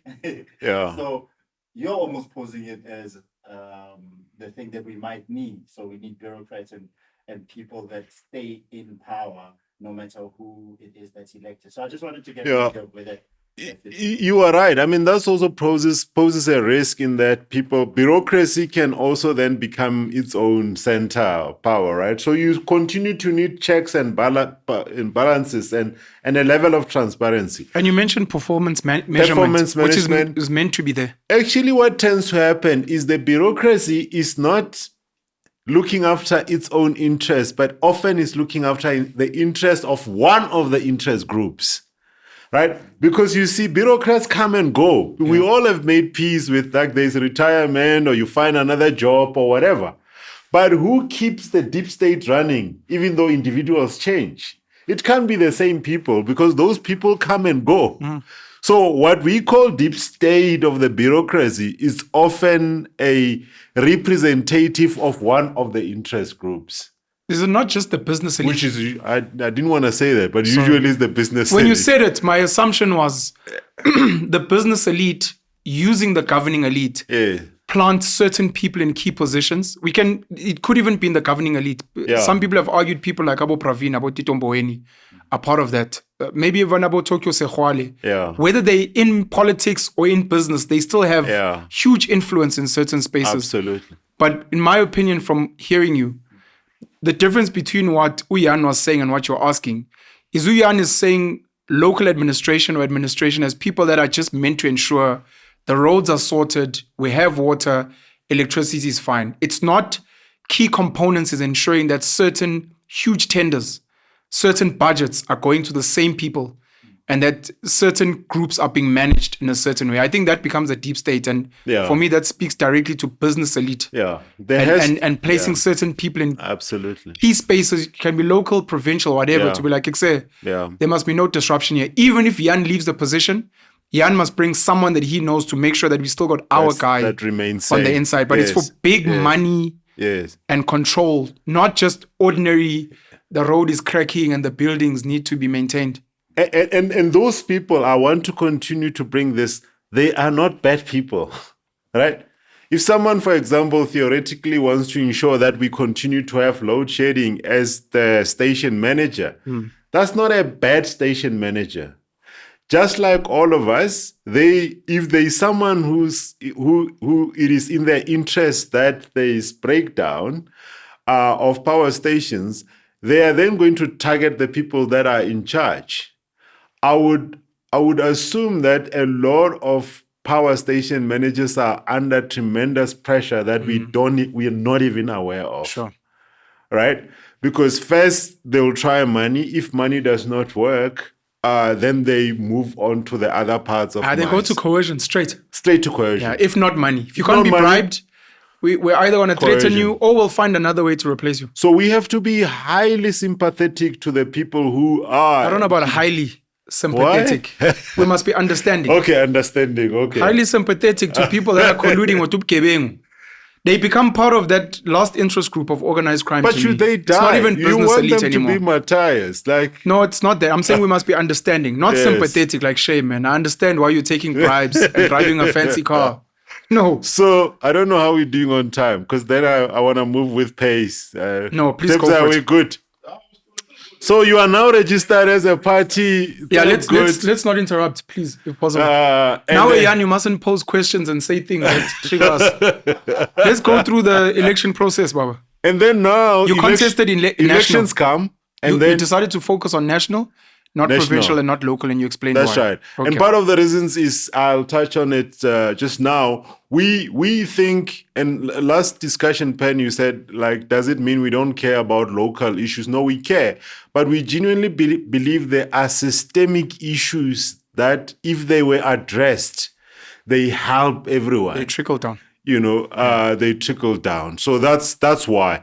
But someone has to contest the rest of the, so that's fine.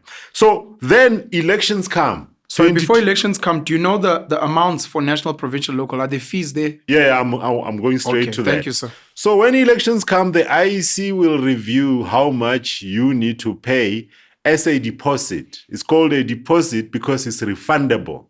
All right? So they will say, there is an amount you need to pay to contest elections.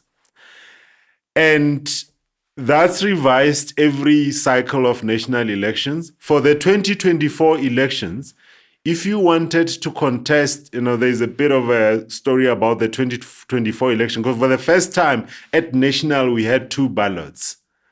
But I want to try to simplify it. People can read more details about the ballot. But essentially, they said there is 400 seats in parliament, 200 is contested by just at a national level. And then the other 200, they split them. They are still national seats, but they split them by regions.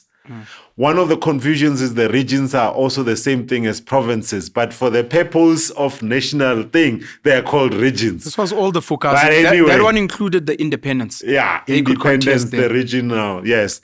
They could contest the one half, right?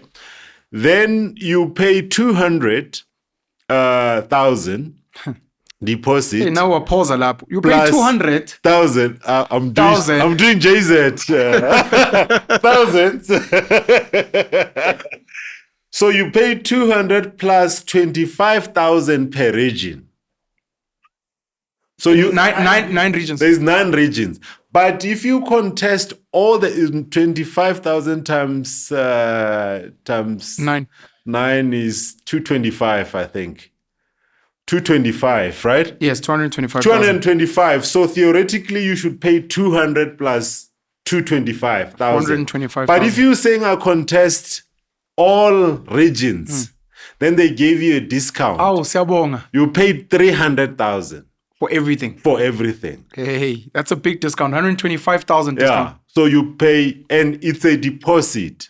Which is refundable. It is refundable. It is refundable if you win at least one seat. If. Yeah. If. Yes. And if you don't? No, it's gone. Come on. Hey, yadliwe man. If you don't, it's gone. So njoba umusi Maimane, I think, got 2 seats. Yeah. When they were happy, they were hey. They were Hey, also, deposit. they were also getting the deposit back. Damn. So this is why That's tough. So we lost our 300,000, obviously, because we don't have a seat. And this is why I was saying this whole natural selection will sort itself out. You can't keep on raising 300,000 that you keep losing. At some point, you're going to say this thing does not make sense. But that's also not democracy. Yeah. But please continue. Like it's you're almost being punished. Don't ever come back here again. Yeah, don't come back. And you're like, no, we got 7,000 votes. Like we're building on something. Yeah. So sicela nibuyise imali yethu so we can keep. No, you can't do that. Don't come back again. But I want to add another complication. One of the things that was then introduced in 2024 is the number of signatures you need. You never used to need this. Remember, I mentioned the 1,000 that you need to register. Yeah. After that, in the past elections, you just needed to pay the deposit and you contested elections. In 2024, they introduced this thing of you need endorsement, you need signatures of people who are saying, we support that you contest elections. That's different to the 1,000, right? And the way they did that, they worked it out on the basis of how many votes did you need in the last elections to get a seat. And then they then said, you need to show us that you have 15%, at least 15% of that number. From the previous elections. From the previous seat. elections. Yeah, but then what happens to the new guys? No, I'm saying the new guys, they are saying, if you're a new guy, what was the number of votes required to secure a seat in the last we need election? 15% of that. So you need to show us 15% of that. I think it was one of the things Umusi Maimane was very Yes. pissed off about. And to be if like, you- this is rubbish. Yeah. So they did it by regions. The highest is Gauteng because the concentration of voters are in Gauteng. In Gauteng, you needed 15,000 signatures. All right. The lowest, I think, was Northern Cape. You needed something like 7,000. All right. So we thought, and here's the thing. You are not in government. You are not known. You are trying to garner support, but you must now find the money and the administration machine to find 15,000 signatures. Wait. Let's take it a step back. I know we don't want to labor on this because it's created to, again, red tape so that the incumbents aren't challenged. Yeah. Are you saying, so per region you'd need signatures if need you're contesting? signature. Per region. And in that region, you'd need, this is not provincial government, this is national this government. is national. You'd need one seat in government, 15% of that in that region. As signatures. So I'm just trying to figure out this 15%, or this 15,000 in Gauteng, Yeah. that's 15,000 of one seat in parliament. No, so Because I think one seat at that time was like 37,000 yeah, so in the last elections. The way they did that was to say, even though a seat requires this number, Let's say 40,000. it is not spread evenly across the country. Okay. So if we just said, even if you are in Northern Cape, you need 15,000, that will be a problem because you are going to run out of 15,000 people very quickly. What they tried to do was to say, yes, this is the 15%, but the opportunity is different by region. So if you are in Gauteng, you have the highest concentration of voters, so you will need the highest number to contest elections in Gauteng. If you are in Northern Cape, we cannot just say go find 15,000 because the population does not support those type of numbers. Let's move forward because this is very technical and it's for another day. How many votes, how many signatures did you guys need? 15,000. In total. The reason we needed the 15,000, here is another thing. If you achieve the highest number, you qualify for the other regions. So let's say Northern Cape is 7,000 and Gauteng is 15,000. As you capture signatures, because there's a system to capture this thing, as you capture, then it says, okay, you have reached 7,000. 7,000 qualifies you for every region that requires 7,000 and low. Okay. When you want to contest all the regions, you must have the highest number. And the highest number was Gauteng, and that required 15,000. If you can't get 15,000 signatures, you can't contest in Gauteng. You can't contest maybe in you can contest in other You regions. cannot contest the other 200 seats. To contest the first 200, you need at least one region. Oh, so if you need it from the highest voting block, which is Gauteng. So Yes. you need that 15,000. Yeah. Then it becomes an automatic. You qualify for the others. You reach the cap of the highest one. You have achieved the highest threshold. Okay. You guys got 15,000 seats. I mean, Signatures. signatures, Yes. votes, seats, signatures. Signature. It was very expensive. That's the first cost. Because to get these signatures, you don't have a national footprint. A lot of these things, for example, if ANC was collecting signatures, it will easily collect signatures because ANC sells the prospects of getting a position. And they have branches that People already will on do the it. ground. Yes, people will do it because they are trying to get into a position. When you are new, this is very expensive. Right? Do you know how much it cost you guys to get those So signatures? the people who run these things usually will say, if you are running a local team, they will say they will charge you $500 for every 1,000 signatures. Right? And then that at a minimum. Others, as it gets closer to elections, the price goes up. All right? So that's the first very expensive exercise because you don't have the Are you saying it's a company that you go to? No, you ask people. There are a lot of people out there who say, I'm at home and I'm willing to go around looking for signatures for you, but this is the price. 500 Rand for 1,000 signatures. Okay. So you must ask questions now. And then what happens is, by the way, so it's not just a count of 15,000 because these people also get creative. When you say to people, I will pay this much per signature, they will give you the signatures and the ID numbers. But those ID numbers may not be valid. Yeah. Sometimes you've got this chicken and egg. Someone says, I have the signatures for you, pay me my money. But you also know that some of those signatures are not going to pass because you have to capture them on the IEC system. And they need and to the be IEC approved. system must say, this is a valid ID. This is a registered voter. Has to be a registered voter. Yes. And there's no way of people don't have time to validate everyone and all of that. So I think we had something like a 40% success rate on the forms, which means to get to the 15,000, you needed to have done close on 60,000 or whatever, right? It now becomes, with Debs, funny enough, incredibly impressive to see all the parties that are on the ballot. There's something really impressive about that, even though the model is fucked up and flawed. Yeah. So you have to do so much just to get in. All right. So you are now on, you've paid the deposit, you got the signatures. Yeah. Now you must contest elections. Now, in terms of contesting elections, what message are you selling? Do you have the money? Are you going to have access to the media and all of that? Right? Once you are on the ballot, or once you've qualified and you've paid the deposit, there is some airtime you get from the SABC as part of paying earning the right to contest elections. It's not a lot. It's like, I think something like a 30 seconds clip. You sometimes hear it on radio and they say, oh, vote this. This is brought to you by party X. Only one?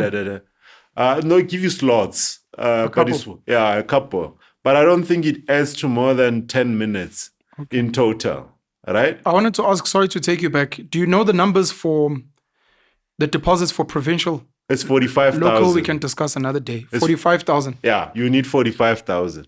That's the deposit if you're also contesting provincial. If you're contesting provincial. Okay. So we did not pay the provincial amount because we are not contesting there. Okay. 45,000 per province. Per province. Okay. Right. Then now you are ready to contest elections. Now you need a couple of things. Money is one of them, but you also need an ideology. What are you selling to people? Now, Pen, you pushed me hard on who is Citizens for. And for me, it was who are the people who care enough to want to read and be informed about South Africa to make a difference? That's not a fine enough definition. We ended up talking about income as a proxy. But frankly, when we were contesting this, we never defined income as a criteria. We just said we come across so many, a growing number of informed South. They are a small population. But is there a way of pulling them together to start to work towards something? We also say, even though the multiracial schools, whether it's multiracial sport and all of that, it's still a small segment, right?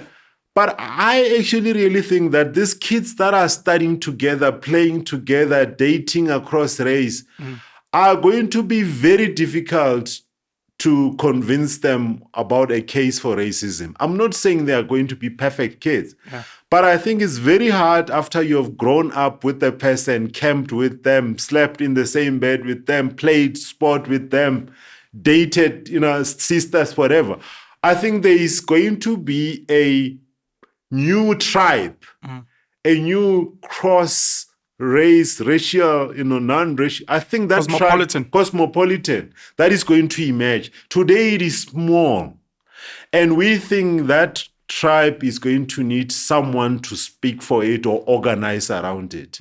So we were very clear that the tribe we are after is not big enough in 2024. But you need to start at a point to start to grow that tribe. And that tribe is going to have cross-racial interest at heart. And it's hard for anyone to convince my generation because we've got the scars of racism and all of that. But we truly believe at some point there will be a tribe of people who are for South Africa. And they are willing to look beyond tribal lines and racial lines. It might be a pipe dream, but we think there is a subset of South Africa that one day will value that, right? So that's really who we're after. I'm not going to take you through the details because we then said South Africa has to get a number of things right by 2035. And it does not really matter who's in government. But if we don't get those things right, the war on crime and looting, transformation of society, entrenching good governance, fixing education and training, growing the economy, embracing the digital evolution and sources of funding, right? So we detail that on our website, citizens.org.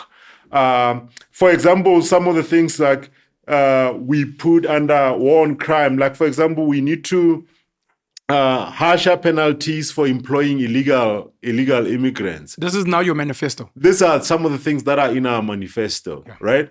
So because there is someone who's interested in keeping illegal immigrants, and it's usually the employers. Correct. There are no much serious penalties for that, other than maybe it's Department of Labor visiting you, whatever. We need harsher penalties. We need to rebuild. I mean, it's interesting that traffic officers and police go through this intense physical fitness training just to join, but there's no requirement to continue to do it, to stay in the force. It's crazy. So we have a lot of those details. We touch on land. Land, we think the whole noise about compensation, we see land as a shared resource. Not only for this generation, for future generations. We think there has to be a compensation for expropriation of land, but that expropriation should be at cost or at value if the value is less than the cost, i.e. if you got land that was valuable and you've since destroyed it. The reason why you need to prescribe a formula for sale of land is it has to stop being a speculative asset. It has to stop being something that you buy today purely and hog it purely because you want to sell it at a point in time. How do you calculate cost? Sorry to interrupt. Cost is registered at the deeds registry. There's a cost for all land in this country. No, any property that is owned by anyone. Oh, how much it was bought for? How much it was bought for? So if it was bought for 100,000 rand, you bought it for 100,000 back rand. in 1996. That's what you paid. But inflation and no, that's why once you add things like that, you are making it an investment vehicle. You're not gonna win that one. But noted. You see, so noted. Yeah, so that's our view that there then has to be a proper plan on usage of land. So, for example, one of the things we said is there has to be a land tax. So, for example, if you own anything, let's say more than 1 hectare, you are hogging a shared resource. We are not going to forcefully come and take it from you if we don't need to, but it has to cost you. So there has to be a tax related to hogging land. And the same thing applies to suboptimal use of commercial land. Isn't that very complex what you suggesting? No, so do you have 1 hectare? Fine. Do you have more than 1 hectare? The additional land is going, there's a tax. You want to pay me land I bought in 1992 for 100,000, which is now at market value, 5 million. Yeah. You want to pay me 100,000 and I'm saying no. Yeah. And you're saying, no, we don't support expropriation without compensation. Yeah. But we will tax you on all the land over a hectare. Yes. Now, those calculations, is that not going to be more complex? Maybe there will be, but I'm saying we can simplify that because you see, if someone is sitting with 10,000 hectares that they are not using, yes, that is hogging a shared resource, limited resource. I bought it. It's mine. You private property. No, but that's what we're saying. So you almost want to nationalize the land. It sounds like a sneaky way of land is national by definition. But I bought it. It's mine. No, it can't be. This is where the debate between property rights come and whatever. Land was always a communal shared resource. All we can judge you is how are you using it. Yeah, but I'm not forced to use my land. I bought it. It's not your, but that's why I'm saying we need to change that. Hey, the law today you're playing says games now. No, the law today says it's your land. Think about this. Expropriation without compensation says it's your land. If we need it and we can motivate and you're not playing ball, but this is the problem. We take it. When you're saying it doesn't matter, everyone who owns land, if we feel you're not using it, you're hogging it, yes, or you're using it suboptimally, we will punish you. We will punish you because that's a shared resource. That is not only for our generation. The future generation is not going to come with additional land. Sure. So if today anyone with money buys all the land, what happens to our kids? They must come rent. And actually today there is more and more land being bought by foreigners. One of the things we are not talking enough about is, as we are busy talking about expropriation with or without compensation, the Arabs are buying a lot of land. The Europeans are buying a lot of land. Yes. One day we will wake up and it will turn out that actually very few of us own the land that's here, right? Land was always for use, and they are model for that. We've got communal land. In my village, you can go, like people say, like, I'm struggling to find 10 hectares. You can go to my village and ask for 10 hectares. There's only going to be one simple question. How are you going to use it and how is it going to benefit community? It has not led to chaos and people killing. You just have to come and say, this is how I plan to use the land and this is how it's going to benefit community. Example is always used of the waterfall and all of those things. That's communal land. Well, we'll debate the land thing another day. We'll debate that another day. Yours is for me, it sounds more problematic than expropriation without compensation. I like this one more. No, you like it more because you're closer to the communal and nationalization. Sorry, but we'll debate it and discuss it another day. Language we think language should be the sole language of business and medium of instruction, right? Because I don't know what that means. We should only have one official language. No, so official language is a different thing. This is also what Singapore did. They tried to avoid things like official language. They said every language is official. Okay. But the language of business and education is English, right? And because citizens endorses English as the language. Not because we do, but not because we love it, because already this interview is in English, even though none of us is English. The EFF media briefing is going to be in English, even though the ANC media briefing is also problematic. But we'll discuss and debate on another day. We can debate all these things, but the reality is the global language, yes, as a result of colonization, is you're coming English. To serve the business elite. We see you. So people are already speaking the language. No, I'm not disagreeing with him, but you know why people fight back against these things. Yeah. That's not the point. When it comes to the citizens' interest group, it's not always about practicality. Sometimes it's about sentiment, it's about identity. That's why people fight. Yeah. So to counter that, we suggest that there has to be a new category of education called cultural education. There is nothing that stops you from taking your child to go and learn your cultural heritage and your language and all of that. But that is not the language that should be imposed. Remember, I said... What these words? I said we are building a cross-racial, cross-tribal. That's who we are targeting. That's going to be speaking English. That's going to be speaking English because that English is what connects them to the rest of the world. We are a global world. The language you use has to be of value to engage with the rest of the world and also look after your interest. We'll discuss and debate that one as well next time. So we'll discuss. ET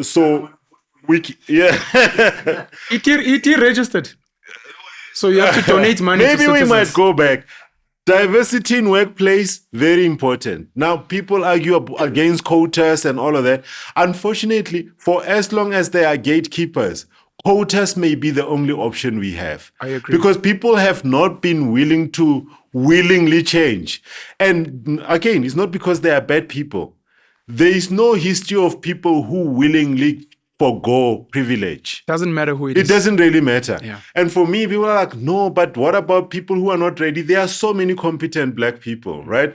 Now, for me, when I was in corporate, I appointed people not because they are 100% ready. They might not have had the experience, the required experience. But if you're 60, 70% there, you should go in. Why? It's not just only about the individual.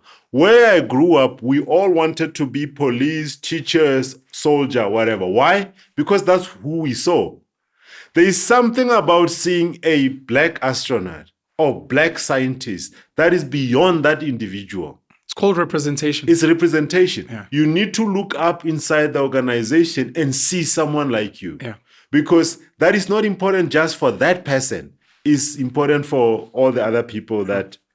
Then we spoke about good governance. We talk about political layers, provincial government, not necessary. We disagree on local government, not necessary, but local administration. Professionalized public service. One of the things that gives ANC a bad name is they've made it difficult for skilled black people to join. Not just black. Not just black. Skilled people. And they will always look bad. And as a result, by the way, once ANC goes from ANC to black, like it suddenly becomes black. We cannot talk about ANC being, misgoverning. Suddenly it becomes black people can't govern. Correct. There is hardly any of the jobs in South Africa where we should not be able to find more black people than white people. And then, so grow the economy, energy security. I don't want to go through. Why are you showing a manifesto when you guys are not contesting? This manifesto. Because these things we think South Africa will have to do regardless of what governs, and it will also inform things we lobby for. Okay, I wanted to ask, what is this? You're saying, look, we're not contesting elections, but we still stand for these things. And when you join us, these are the things we're hoping the political parties and the governing elite will be sympathetic to. So they're also linking this to, I think you said that you registered the program that manage. Were you not linking this to ideology? I was telling you the ideology we position going into elections, right? Yeah. But why we call it a 2035 plan. We think these are the things that South Africa has to get right, regardless of who's in government. So the last two things, the details, as I say, are on our website. Education. One of the radical suggestions we have is public high school education has to be a boarding system. So there's about 7,000 high schools in South Africa. There's no chance we are going to fix these schools in the next 40 years. The way we think, instead of trying to fix 7,000 schools and ensure they've got facilities, the right teachers and all of that, rather create 700 mega high schools and then take the kids out of the community, because one of the things kids are dealing with is dysfunctional communities and dysfunctional families. We used to do military conscription for 2 years. Well, how come we should be able to do a education conscription, if you like, for 5 years? But by that, after these 5 years, we are going now. This 700 schools you can resource properly. You can have sports facilities. There can be cross-race and all of that. In 5 years, we will have a different type of a student that comes of that. They will have a driver's license. They'll have basic self-defense. To try and do these things across 7,000 schools, some of which do not even have teachers, is actually is madness. You want to take kids out of their homes. We want to take them out of their homes and away from their families. And take them away from their families as a plan to build a different type of citizen that is a lot more informed, a lot more prepared for society. Because one of the challenges we are dealing with today is these kids are in broken families for all sorts of reasons, right? Less marriages, more divorces, more violence, more child abuse, more GBV and all of that. We need to create a safe environment for an average child to have a chance. Today, for the middle class, we buy this thing using money for our kids. But what happens to the average child in the township and in the village? One of the ones that became controversial was when we said scrap child grant. And what you then should do, that you can pay a grant to people who are unemployed. We thought that should be around 1,200 or 1,500. An unemployment grant. But there has to be 40 hours of community service required. You need to earn it. You need to show 40 up. hours every month. 40 hours a month. Oh yeah, what do you want to say for you? No. 40 hours a month. But actually, the parents then earn some money, 1,500. And those that have got kids then must use their money to look after their kids, right? Because today we have this weird anomaly where a lady with a child actually gets an income that is higher than a lady who has decided to not have a child. So the incentives are weird, So you need to earn the money as the parent. And then once you've earned the money as the parent, if you chose to have kids, you must use that money to look after your kids. But the lady who does not have kids can use that money to do other things with their lives. Today, we have essentially incentivized having kids versus not, if you think about sources of income. So those are some of the issues. So I don't want to, so that's it. I wanted to ask, sorry, did you guys have a marketing budget? And if so, do you have an amount or do you want to share? So I'm moving to money now. Okay. So money, the whole exercise for citizens in total ended up costing us about 2 million rands for different things. And how many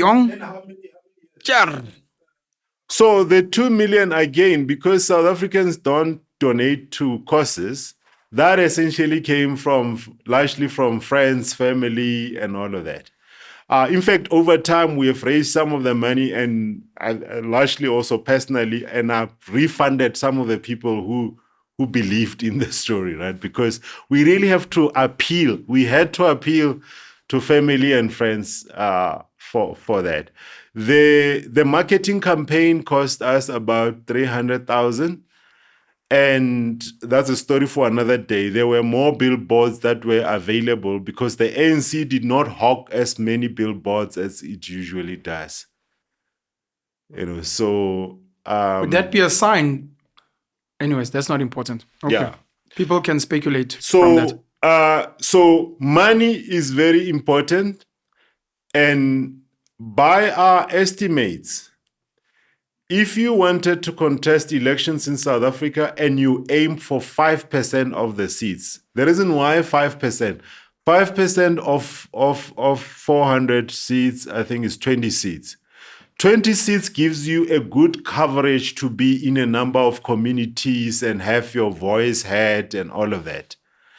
By our estimates, if you are a new party, you're not a breakaway or anything like that, you need a minimum of 500 million rands if you are going to have a shot at getting to 5%. 500 million. 500 million, R500 million. To get 5%, to get 20 seats. To get 20 seats. To get 20 seats. Yeah. Who got 20 seats? Maybe an IFP or something. You need to spend a minimum of 100 million a year for 5 years building up to elections if you want to have a chance at getting to 5%. And what's unfair is that the parties that are already in parliament get money. Already. The ones that are already there get money. Yes. Besides the fact that they have salaries. That's right. And they have catered deployment. That's right. And maybe some of the guys get tenders through association. They also get money. As a new player, it's out of pocket. Yes. So again, this is not democracy. Never mind that 5,000 at the beginning. Absolutely. You just cannot contest. You can't. You cannot. It's hard. 500 million. 500 million. It's hard to get media airtime, right? It's very hard to get media time, be it traditional media, new media, but also again, not because Botebs they are bad people and all of that. Is if you wanted to cater for everyone with an idea, it's very difficult to do that. That is true. You need to do a bit more. So that's how much. So we say these things like democracy is freely available and accessible, but it is not. That's rubbish. Right? Yeah, the IFP got 3.85%, 17 seats. Yeah. Sorry, that's close to your 5% and 20 seats. Yeah. And that's not even a new party, right? Yeah. So they've been building and all of that. So those were the key lessons, gents, on contested elections, so that anyone who fancies doing this thing and whatever, they've got a good sense of what it takes. Ultimately, ideology and everything aside, money, out of those four factors, money is a very big component of what influences politics. Forget ideology. And most people don't even know the ideologies of some of the parties that have seats. Yeah, and the ideology actually does not even have to match what you actually do. Yeah. Right? If you take DA, the ideology is cross-racial, non-racialism, but it's a white party, right? In reality, it is a white party. By virtue of, if you look at the leader who actually makes decisions and who leads it, you can't just say because I've got black voters, I'm a black party. I mean, if you go with that logic, ShopRite is a black business, because and Capitec is a black bank. Yeah, we spoke about this last time. Yeah, so gents, that's the story. I don't know if there are any final questions, because these things have had implications for results. And maybe that's the next conversation, Pen, where we talk about the consequences of all of these dynamics and why sort of MK and, for example, like PA were relatively the most successful parties in the 2024 elections. And a teaser is that you need to think about not tribalism, not in the sense that MK is tribalism, but Freedom Front is not. Like, that's also just as, you can call Freedom Front tribal. You can call DA tribal also if you want, right? But this tribal thing still has strong appeal in South Africa about, like, who do you stand for and all of that. There were something like 24,000 voting stations. The other thing we'll talk about in relation to results is not enough that you have raised all of this money. You need to be there at time of vote counting, which is another thing altogether. And if you wanted to be at every voting station, people who were willing to do it for parties charged a minimum of 500,000 a day to be able to represent your organization at these elections. You easily needed close to 5 million just to have people on the ground to be able to monitor for you what happens at every voting station and be there at time of counting. You want to be there. Maybe this is the last thing. People think the IEC counts the votes. The IEC does not have the capacity to count. The IEC appoints someone who monitors what happens in a voting station. It is representatives of parties who and other temporary staff that actually do the counting and all of that. And often the person running the voting station, by the sheer size of the ANC footprint, often it is a current ANC person or ex-ANC person. That's why your MKs and the like would speak about rigging, because they know how these things work. how these things work. If you are not there, you can campaign all you like, but if on the day of elections and the count, especially the counting, you are not there, you can't verify. You can't verify. Debs, one of the learnings for us, me and you, is to understand that there's a fuckload of money around election season, and we got nothing. So Nazi, you must fucking catch a wake up. I want to charge 500K Baba, for things. Dr. Sizwe Mpofu Walsh and Mandisa Mashiro would be two of the people that would say, and they gave a number, both of them gave the same number, that you need at least 1 billion rand if you want to try and be a president in this country. And I remember asking them, where is this number coming from? Is it bribing people at conference at an ANC? They were like, no, just to potentially go to the elections and say, I want to try and be president of the country, you need at least 1 billion rand. The sealed documents that Ramaphosa, what's the amount? Do we know? The sealed? Documents. Bank statements? Yeah. Do we know the amount? No one knows the amounts. No. How would we know? It was sealed. It hasn't been unlocked. The elections are going to be more and more expensive. So that was money going to him directly, not to the ANC, not to, we don't know. So the 1 billion number is not far-fetched. I will argue that, because I said half of that for 5%. I actually think to win elections, you need a lot more than 1 billion. Which would make sense because, again, we're looking at let's use the ANC as a case study. Yes. You're looking at a machine. Maybe MK showed us a little bit of the ANC.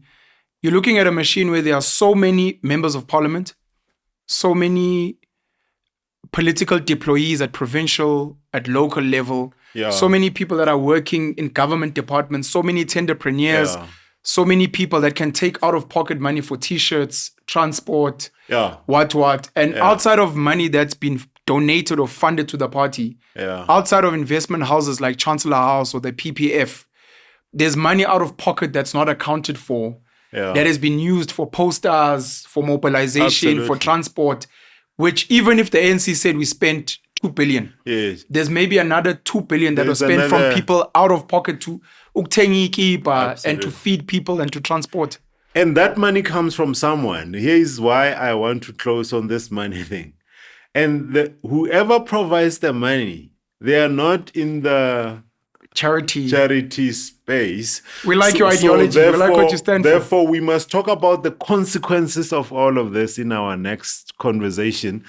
And we will touch on why the rest of the issues are just smoke screens. You know, like fighting over Bella, fighting over expropriation and NHI and all of that. Those are to keep you entertained because you need something. You need a show, right? Yes. Don't get distracted by the show. If there were real fights, they were going to play. A VAT is, and by the way, VAT will come out of this budget thing, but that's another smoke screen because where you're going to be caught is going to be on your municipal rates and taxes. They are going to get their 2%. It will not come through VAT, if not more. but it's going to come through Other means. Your bill, your local bill is going to increase by more than 10%. The cost of electricity is going to go up by more than 15%. It's already gone up. You were distracted by A lousy. the shows. You know, my last question to you. You've highlighted the importance of politics and why everyone needs to be invested in some way. Yeah. You've broken down the various avenues of being involved politically. Yeah. I guess now we can officially call you a lobby group, citizens. Yes. That's what you are. Yes. Your hope for people that are going to be funding you, joining you, getting their hands dirty, is that you guys will have enough money, human beings, influence to convince the governing elite to arguably contest the business elite. Is that what you guys are trying to do? No, what we are trying to do is to build an informed tribe that can start to ask questions and can be the active citizens. For me, it actually does not really matter. Like if you think about citizens, I'm not working with a team to create some power center, whatever. Yeah. Think about it more like religion. We'll talk about religion another day. Sure. Is how do you have people owning up the story and the expectations on what they demand of people who represent them and all of that? We need to have more active citizens that argue for what's best for South Africa. This is a rich country by all measures, right? We thought it was just minerals until now. Recently, we've got crazy gas deposits and all of that. There is no reason for anyone to be poor in South Africa. I'm not just saying this as a populist statement. It's just like out of the sheer natural endowment of this country. Yeah. But we have a lot of people who are not interested in the details of how things work. But I'm saying there's an emerging tribe of people who are starting to question things. And platforms like this, what you guys are doing, you guys may not comprehend that what you are able to do now and give voices to people who 20 years ago, their views will never have been heard. So these things have to be harnessed. Yes, there might be a temptation to become the new Daily Sun and report on who has done what to whom over the weekend or whatever. I'm pleading with you guys to stay the course of having real difficult conversation and avoid the tabloid type stuff. Yes, there'll be big numbers on tabloid type channels. There's good money there. There's in good running money the Colosseum. there, Because we don't care, Didi. That's where we make them. See, business elite. Tabloids. Yeah, that stuff sells, but that's not the stuff that's going to change society. Obviously, what you guys hear also equally requires funding. Until you find a sustainable funding model, unfortunately, platforms like this are at risk, right? In US, I pulled out a picture. It's not for the broader audience, but I wanted. What they were showing is when you say it's not for the broader audience, will I be able to get it and to share it on my social media? Yes. You can share it. I'll find the picture. I'll share it with you.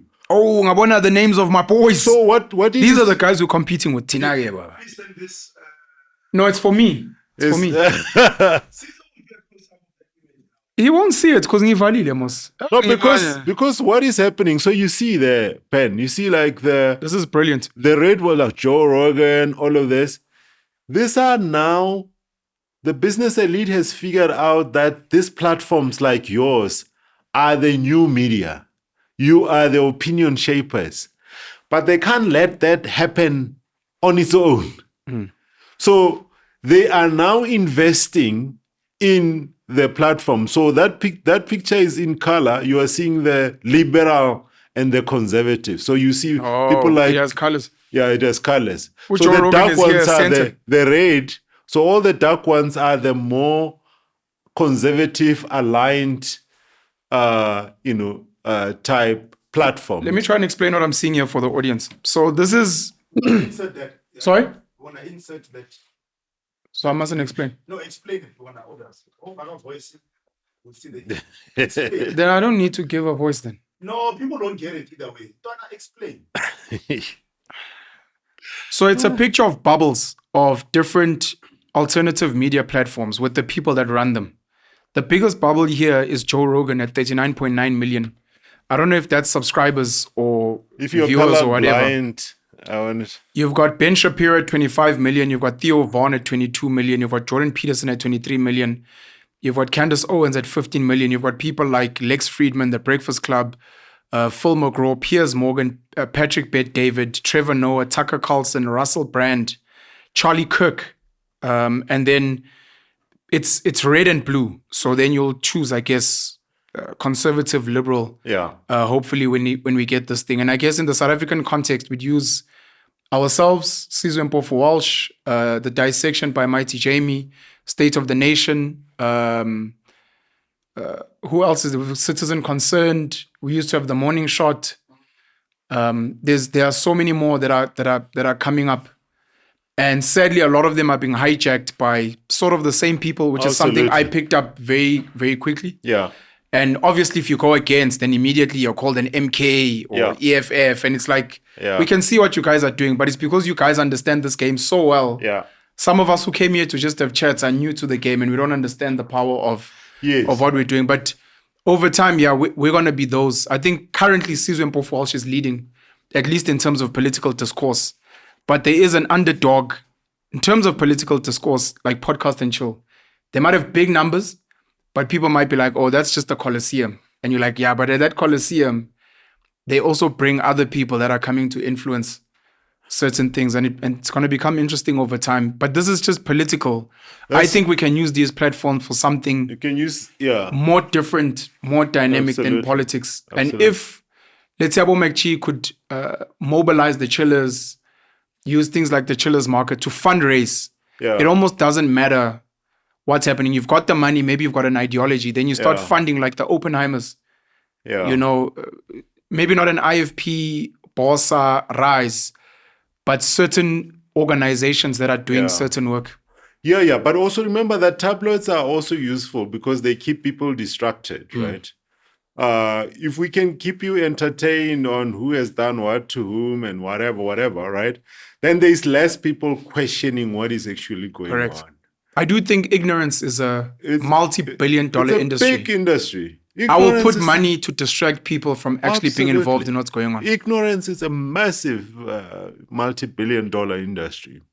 So thank you for that, Jan, by the way. Yeah, so we're going to have neutral platforms.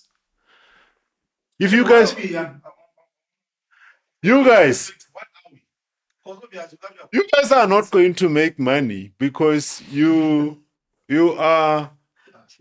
have radical tendencies.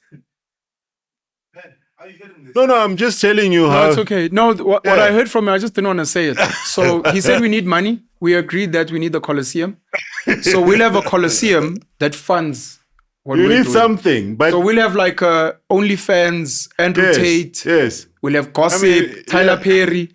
That makes us all the money so that we can do the deep state. Yeah.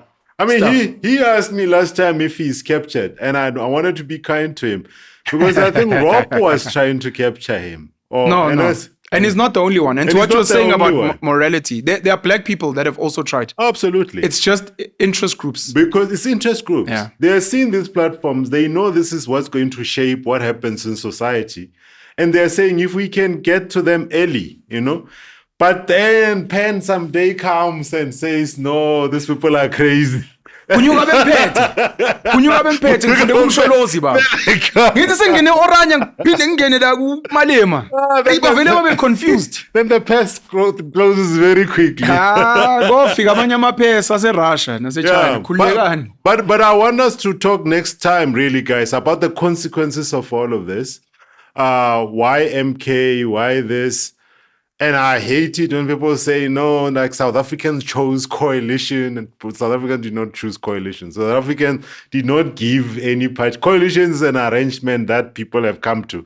Yeah, like, no voter said, please go and form a coalition. Right? That's bullshit. And they say, no, but the biggest party must call government. Yes, if that was the case, MK will be running KZN. Right?